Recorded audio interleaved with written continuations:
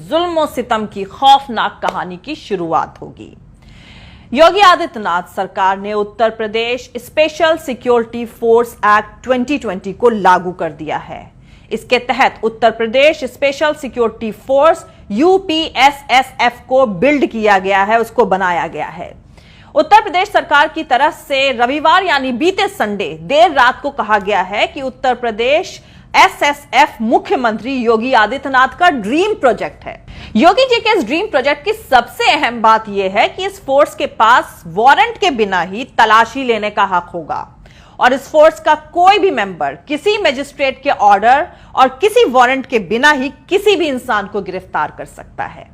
मतलब इसके सिपाही बिना वारंट के आपके घर में घुस सकते हैं और आपको गिरफ्तार कर सकते हैं। और दूसरा, उनके इस एक्शन पर अदालत बिना सरकार की मंजूरी के रोक भी नहीं लगा सकती। तीसरा, इन्हें पेमेंट देकर कोई भी प्राइवेट उद्योगपति यानी इंडस्ट्रियलिस्ट भी इस फोर्स का इस्तेमाल कर सकता है। मतलब अब इंडस्ट्रियलिस्ट मजदूर नेताओं और जमीन ना देने वाले किसानों के घर में इस फोर्स को भेज सकते हैं और उन्हें गिरफ्तार करवा सकते हैं। और इन बेचारे किसान और मजदूरों को बचाने के लिए अदालत बीच में नहीं आएगी।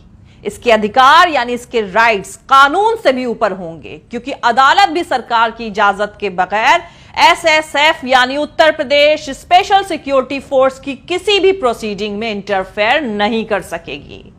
जरा सोचिए, अब आपको उत्तर प्रदेश में स्पेशल सिक्योरिटी फोर्स के लोग किसी वारंट के बिना, किसी रिकॉर्ड के बगैर अरेस्ट करेंगे तो उनको आपको रिहा करने की जरूरत भी नहीं पड़ेगी, क्योंकि वो तो साफ साफ कहा जा सकता है ना कि भैया हमने तो गिरफ्तार ही नहीं किया। बस यही एक लाइन कहकर वो तो फ्री हो जाएंगे। ना कोई सवाल पूछेगा, ना कोई जवाब मिलेगा। भागते रहिए इधर से उधर, खटखटाते रहिए दरवाजे, कुछ नहीं होगा, क्योंकि इंसान को किडनैप करने की प्लानिंग लगभग तैयार हो चुकी है। आपके तमाम कोशिशों के बाद सिर्फ इतना होगा कि लोकल थाने में गुमशुदगी की रिपोर्ट दर्ज कर ली जाएगी। जाहिर सी बात है, हुकूमत के इशारे पर गलती से भी पकड़ लिए गए लोगों को जिंदा रिहा करने की कोई कंपल्शन, कोई प्रेशर नहीं होगा। और शुरू में इस तरीके से गिरफ्तार किए गए लोगों में सबसे ज्यादा मुसलमान और दलित होंगे। मुसलमान पहले निशाने पर इसलिए होंगे क्योंकि दाढ़ी बढ़ा रहे मुखिया तो पहले ही कह चुके हैं कि गद्दारों को उनके कपड़ों से पहचाना जा सकता है।